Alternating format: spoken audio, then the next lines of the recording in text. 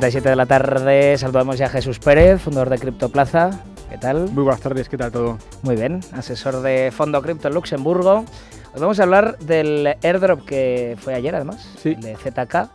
Debería haber comprado algo para taparnos así la cara, ¿no? Que es rollo ese Zero Knowledge, un poco la tecnología que tiene por detrás. Sí. Cuéntanos un poquito los detalles. Bueno, pues ha sido realmente un airdrop bastante, bueno, de los más importantes realmente. A día de hoy yo creo que ha repartido en torno a 800 millones de dólares entre toda la gente que utilizó el protocolo durante estos últimos meses.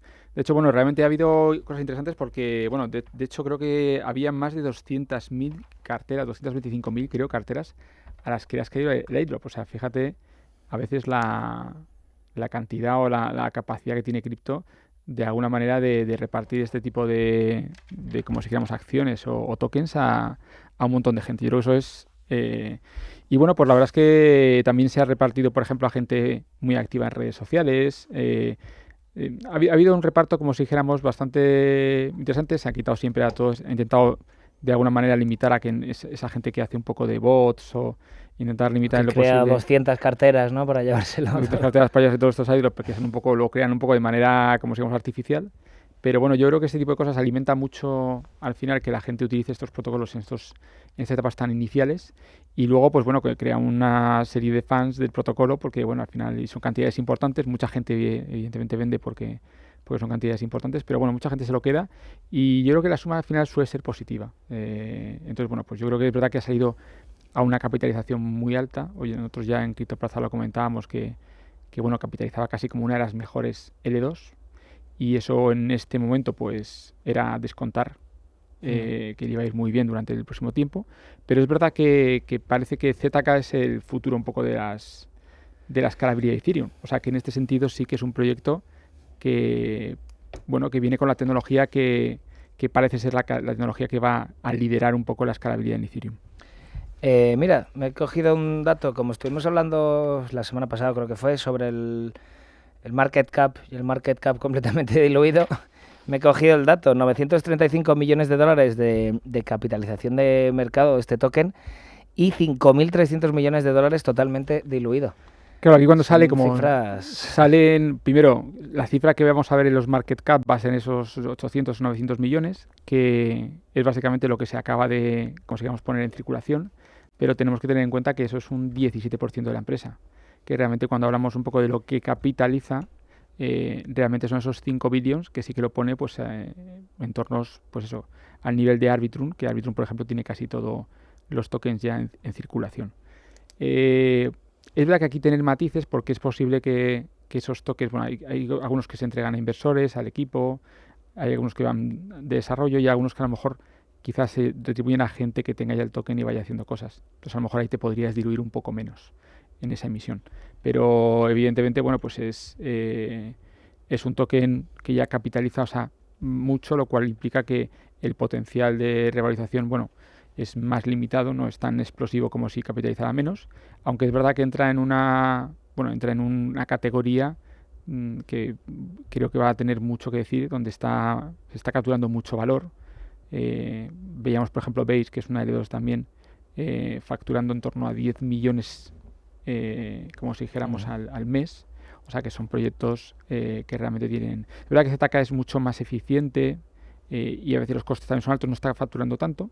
Pero bueno, ahora sí que si entramos en eso, son proyectos que realmente, bueno, se puede estudiar ya un poco porque son proyectos que ofrecen contratos inteligentes más eficientes o con más baratos y pues también tienen como digamos, podemos ver exactamente cuánto está la gente pagando por utilizarlos. Claro, cuéntanos un poquito cuál es esta tecnología que está por detrás del proyecto. Bueno, pues lo que hemos visto generalmente ahora y lo que se han extendido más han sido rollups optimistas, ¿no? Que eso implica que de alguna manera uno, para empezar a interactuar con estas redes 2, tiene que de alguna manera depositar esos activos en estas L2 y luego los puede recuperar. De tal manera que todo lo que se hace en esas L2, digamos que se va asentando poco a poco. Es decir, es como si, imaginar, estamos en un montón de amigos intercambiando dinero, pero cada cierto tiempo vamos al banco a asentarlo, ¿no? Claro, las L2 hasta ahora tenían una tecnología más extendida, era el rollup optimista, que es básicamente para descargártelo vamos a esperar 7 días por si las cuentas entre estos amigos hubieran salido mal y no se hayamos equivocado. Entonces eso creaba fricción de alguna manera a esa interacción con esa red, porque 7 días es mucho. Estas redes también tienen un poco las garantías de seguridad de estar con capital en estas redes, pues son menores que las de estar en la propia red de Ethereum, con lo cual pues, hay un cierto riesgo. Lo bueno que tiene ZK es que ZK no espera 7 días. Tiene una tecnología que permite enviar, como si digamos, pruebas criptográficas de que lo que está pasando arriba es correcto y se pueda asentar. Entonces, de alguna manera, bueno, pues es una tecnología mucho más eficiente, que tiene menos riesgo, que de alguna manera, de una manera más ágil, asienta lo que se está haciendo en la capa 2 y por eso se piensa realmente, aparte escala mucho mejor. Bueno, hay una serie de razones que piensan que es una tecnología que es la tecnología que debería liderar esta escalabilidad. Y aparte tiene esto del conocimiento cero, ¿verdad? Claro, al final por eso, como no hay que bajar todo a la red, o sea, ese asentamiento se produce un poco porque de alguna manera tiene que haber un conocimiento que demuestre que todo lo que se ha hecho en esos amigos es correcto, que han seguido las reglas, que nadie ha hecho nada raro. Y eso se asienta con pruebas de este tipo, que no hace falta dar todos los datos, sino que criptográficamente demuestran que se han seguido todas las reglas y lo que se ha hecho arriba está de acuerdo a las reglas que hay que seguir. Claro, el ZK al final es como anonimizar los datos de una persona, ¿no? Y solo puedes conocer los datos estrictamente necesarios. ZK se utiliza, por ejemplo, cuando te dicen, ¿tienes tú 20 años o más de 20 años? Pues claro, eso en el mundo real deberíamos entregar el DNI y ver toda la información que tenemos en el DNI. Bueno, aquí hay formas de... Está la dirección de tu casa. Claro, todo. Aquí hay formas de asegurar que efectivamente en el DNI tienes 20 años o más de 20 años o lo que sea, pero no necesariamente tienes que entregar, no tienes que decir ni cuánta edad tienes. O sea, por ejemplo, yo podría decir, oye, yo quiero saber que tú tienes más de 20 años, pero ya no me interesa saber si tienes 40, 35 ¿Esa información dónde se queda? No, lo que es que matemáticamente, de alguna forma, por verificaciones, pues se demuestra con un proceso que se escribe que si no hubiera... Es decir, que nadie lo ve en ningún momento. Que nadie lo ve, pero que esa prueba te asegura que lo que había en el otro lado sí que cumplía esas características.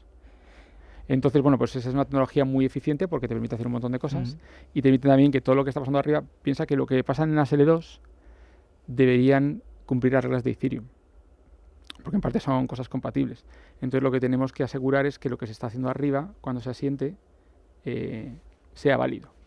O sea, yo no puedo, por ejemplo, de repente crear un Ethereum de la nada, por poner un ejemplo, ¿no? En la capa 2, y luego bajarlo abajo y decir que yo tengo 1000 Ethereums cuando no hay nadie en la capa 2 que me haya dado 1000 Ethereum, sino me los he creado yo.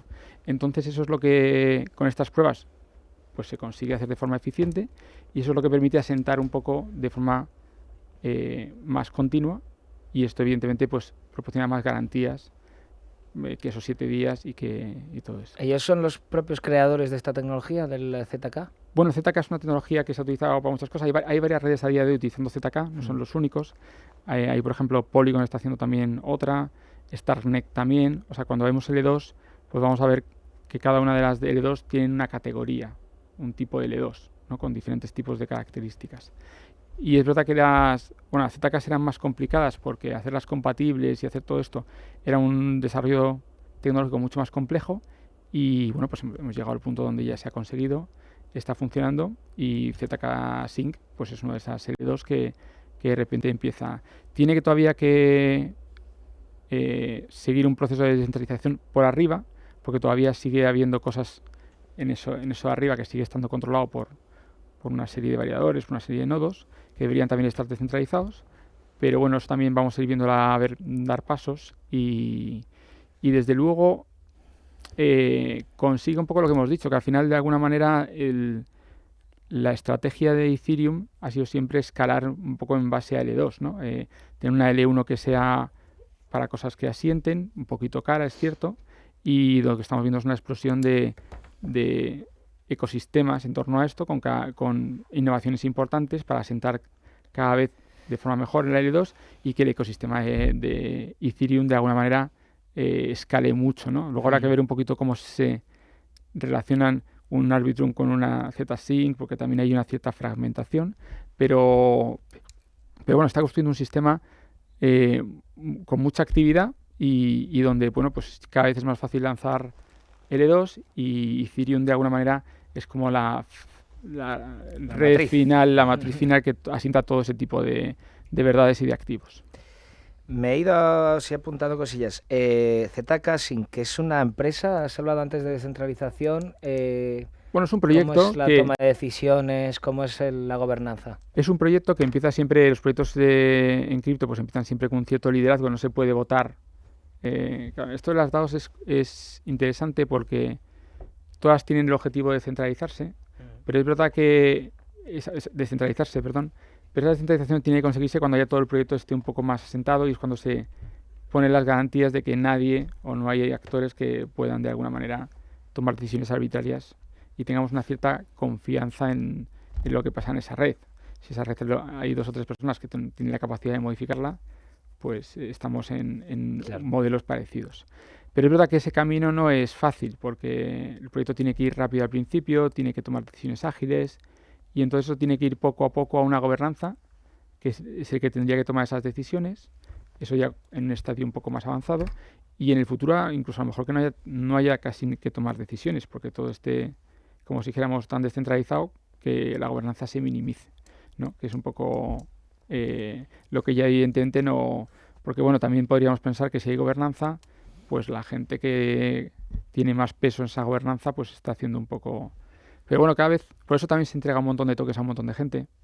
O sea, lo que se quiere es que estos proyectos pues sean, en lo posible, se distribuyan lo máximo para que se consideren proyectos de todo el mundo, para que todo el mundo pueda votar.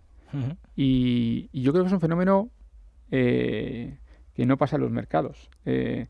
Una empresa que ya lleva cotizando, que tiene ingresos y de repente que decide repartir un 10%, un 17% entre la gente, entre sus clientes. Claro, explica esto bien. Al final es una empresa que ya tenía sus beneficios y demás y decide lanzar el token, además un gran porcentaje. Claro, decide lanzarlo con la gente que en principio lo está utilizando más, que ahí es donde viene un poco esa necesidad de especificar un poquito cuál son la gente que realmente tendría que estar para que no sea alguien que coja el token y lo venda, sino que sea gente que realmente ya está utilizando de manera legítima el proyecto. Y la idea realmente, claro, como al final tenemos que ir a un proyecto donde todo el mundo pueda votar, pues es necesario esa comunidad que es la que va a hacer florecer un poco estos proyectos. Entonces, por eso, bueno, estos airdrops se convierten un poco en una necesidad de distribuir un poco este proyecto que se crea con el objetivo de ser comunitario. Pero al final he leído que casi un 40% de las carteras han vendido directamente su token.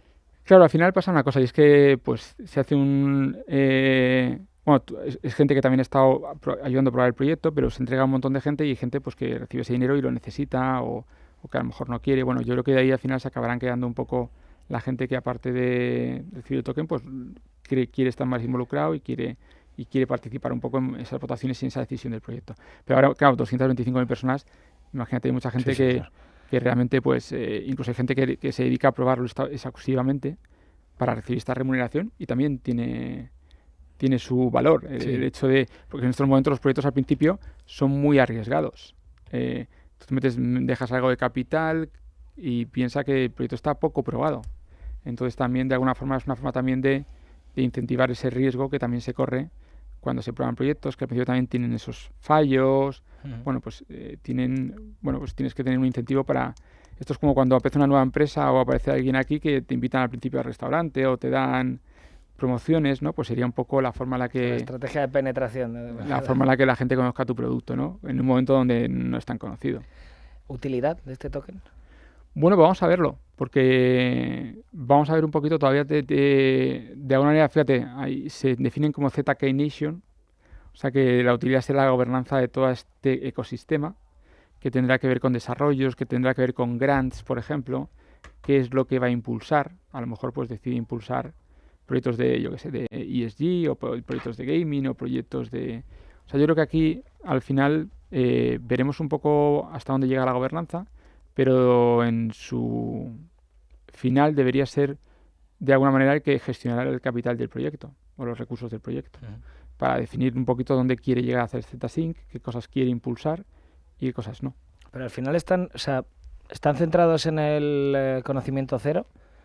O pueden de pronto irse a... Acabas de hablar que igual tiran por gaming, que igual tiran por otros tipos No, de bueno, negocios. esto es una red general que va a tener todo tipo de actividad. Tiene DeFi, O tiene sea, un que montón... no es solo la No. solución de conocimiento cero. No, Tiene más es una red cosas. general de L2 que va a tener un montón. De hecho, tú puedes ahora mismo, si entras a la web, verás un montón de aplicaciones de diferentes tipos de aplicaciones y donde pues la gente empieza a desplegar. De hecho, se está también incentivando a que la gente despliegue en estas, porque cuantas más cosas haya, más aplicaciones, más utilidad tendrá el espacio de actividad que genera ZK. Entonces, bueno, pues vamos a ver ahí, vamos, prácticamente es una especie de escalar Ethereum. O sea, gran parte de los proyectos también que hay en Ethereum, inicialmente algunos se han republicado, porque además es muy fácil, si tienes un proyecto en Ethereum, desplegarlo en ZK, porque estos proyectos precisamente lo que quieren hacer compatible al máximo que una aplicación que ya se despliega en Ethereum pueda estar aquí, porque arriba va a ser más barata. O sea, hay aplicaciones que con el coste que ha ido, o con la subida del coste de las transacciones, pues se han hecho que no sean muy viables para mucha gente que quiera hacer cosas en Ethereum. Bueno, pues una forma es replicar ese código en ZK y hacer ese tipo de actividad en una red mucho más barata. ¿Cómo se relacionan luego las L2 entre ellas? Claro, ese es uno de los grandes retos que hay. Porque, claro, lo interesante sería que tú estuvieras en un sitio donde estuviera toda la liquidez, todos los juegos.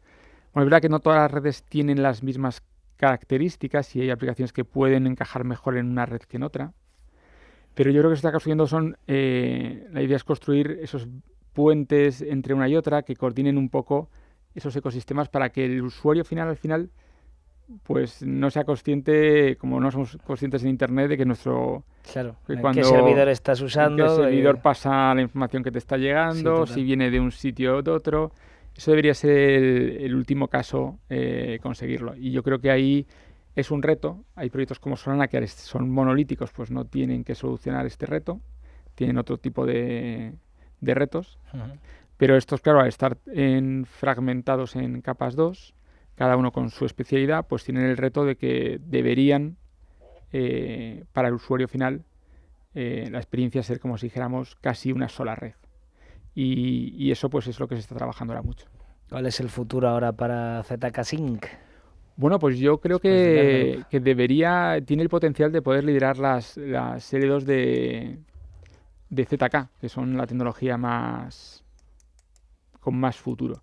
Entonces yo creo que deberían coger un montón de actividad. O sea, de hecho, firmaba hace poco ZK con Lens, una red social, un acuerdo. O sea, deberían ser un habilitador para que más aplicaciones se desplieguen sobre este tipo de blockchains.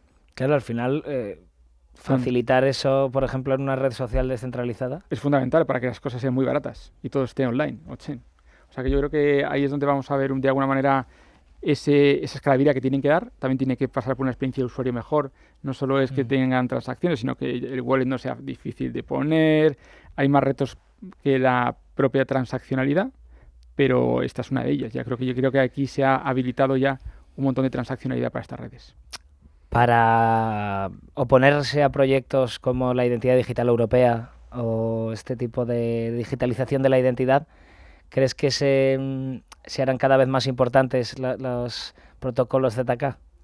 Bueno, aparte, a ver, ZK es un protocolo que tiene que ver con cómo criptográficamente. Creo que la parte de privacidad es un tema que va a ser importante. Y yo creo que ZK también puede permitir ese tipo de cosas, que tú puedas dar ciertos datos sin dar toda tu información. Yo creo que esta tecnología, desde luego, también va a ayudar para poder ser más consciente de la información que damos y custodiarla mejor. Encima, si está centralizada toda la información y... O sea, al final es más peligroso. Claro, la descentralización realmente también aporta mucho nivel de seguridad. Es más fácil. Visto con el hackeo ahora la DGT, al Banco Santander. Claro, yo creo que aporta también, aunque hemos visto muchos problemas de hackeos, pero suelen ser siempre porque la gente coge claves, no porque realmente las blockchains hayan sido hackeadas en sí. Con lo cual yo creo que ahí sí que tenemos realmente soluciones también que pueden ayudar mucho a la privacidad. Pues nada, le daremos seguimiento en el programa. Ya nos hemos quedado sin tiempo. Jesús Pérez, fundador de Criptoplaza, asesor de Fondo Cripto en Luxemburgo. Muchas gracias, como siempre. Un placer, como siempre. Y hasta el siguiente martes. Y nosotros ya terminamos por hoy. Pasen todos muy buena tarde. Nos escuchamos mañana a las 2 de la tarde, 1 en Canarias. Y si no, nos podéis seguir por YouTube. Adiós.